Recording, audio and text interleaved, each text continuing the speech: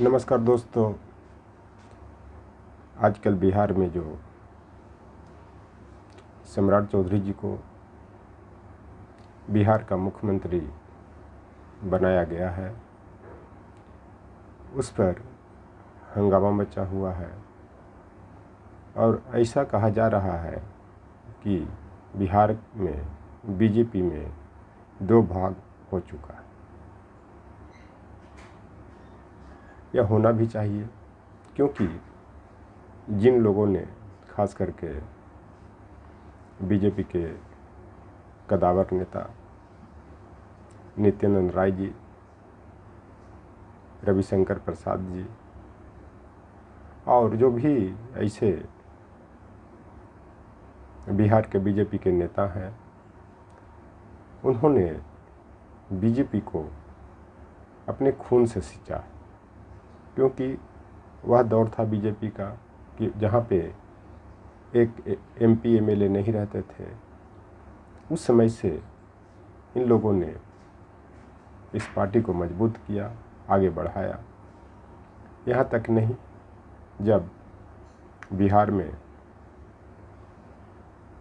माननीय आडवाणी जी जो रथ यात्रा निकाले थे, तब उस रथ को नित्यानंद राय जी ने लालू यादव जी की सरकार के होते हुए भी उन्होंने जान की बाजी लगा करके हाजीपुर से पार करवाया था।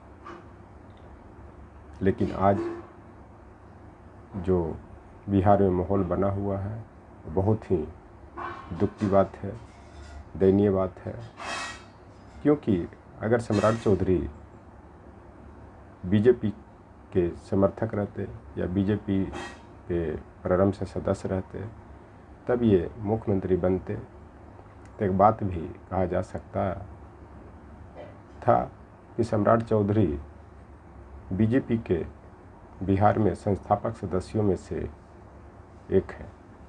लेकिन इनका जो राजनीतिक यात्रा है वह आरजेडी से होते हुए, समता पार्टी से होते हुए बीजेपी में आया। तो एक तरह से देखा जाए तो कहीं न कहीं बिहार के जो बीजेपी के नेता हैं, उनके साथ धोखा ही किया गया। तो इस संदर्भ में नई कविता के दौर के कवि धर्मवीर भारती जी ने कहा भी है कि जिसको तुमने प्रभु कहा, उसने जब चाहा मर्यादा को अपने हित में कर लिया, वंचक है वो। इसका मतलब यह होता है कि जिस व्यक्ति को भगवान की तरह पूजा जाता है, पूजा किया गया, उस व्यक्ति ने मर्यादा को या जो अपने फायदे की बात कह सकते हैं, उसे अपने हित में कर लिया। क्योंकि आज के संदर्भ में जो बीजेपी के जो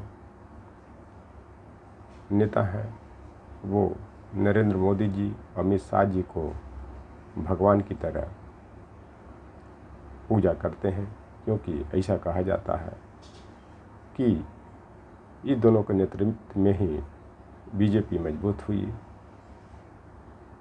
लेकिन इन लोगों ने हमेशा अपने हित की बात की। इसका मतलब यह होता है कि अपने मन के मुताबिक जो आया किया।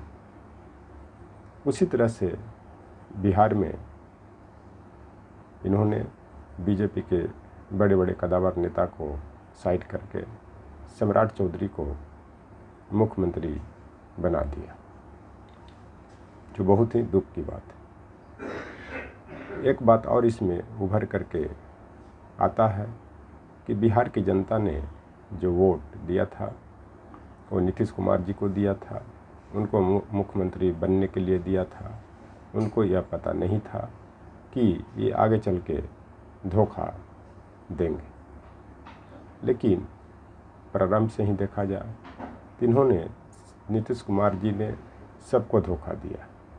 उसका प्रमाण ये है कि जब मन में आया अपनी सत्ता के लिए कभी राष्ट्रीय जनता दल से गठबंधन करके, कभी भारतीय जनता पार्टी से गठबंधन करके सरकार बनाई, और सरकार बनने के बाद बार बार इन्होंने पलटी भी मारते रहा। इसी कारण इनको पलटू अंकल या पलटू राम के नाम से भी जाना जाता है।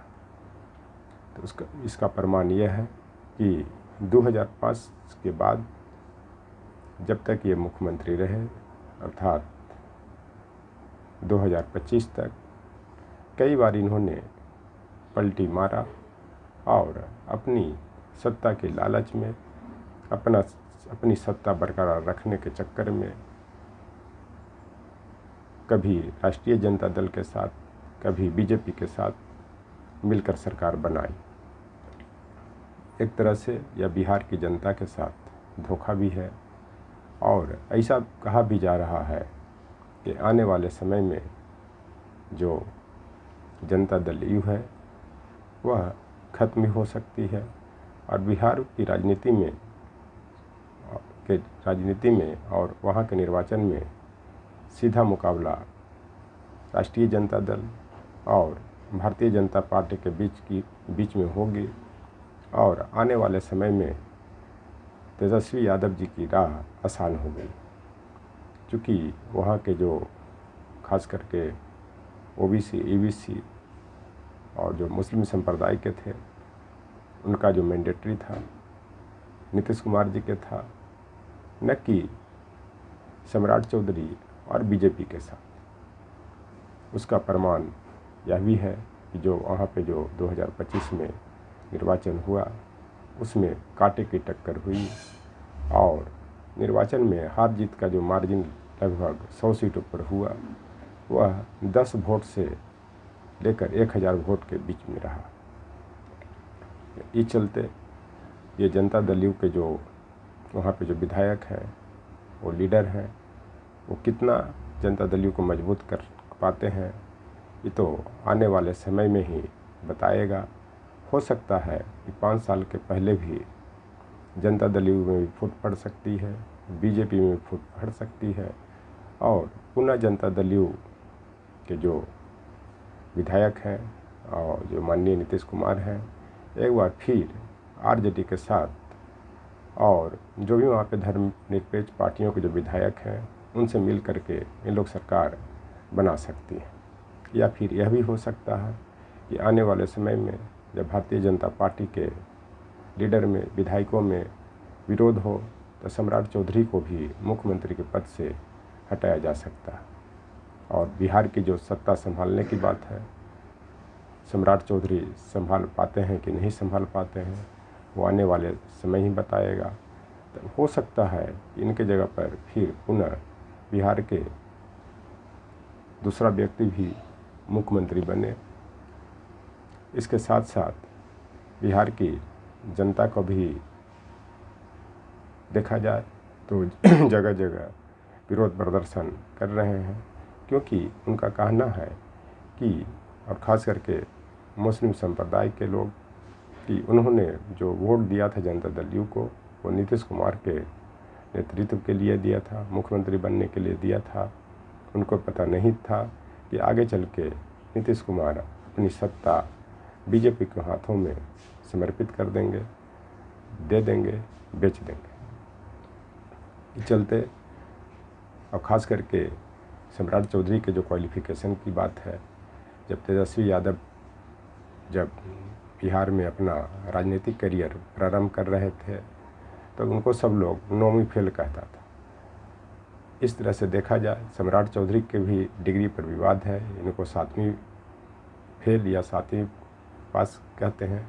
ये तो आने वाली समय की बात है। और ख़ास करके बीजेपी में देखा जाए तो इनके जो भी लीडर हैं बेन में, चाहे नरेंद्र मोदी जी हैं, चाहे अमित शाह जी हैं, चाहे अन्य लोग हैं, उनके भी डिग्री पर विवाद है।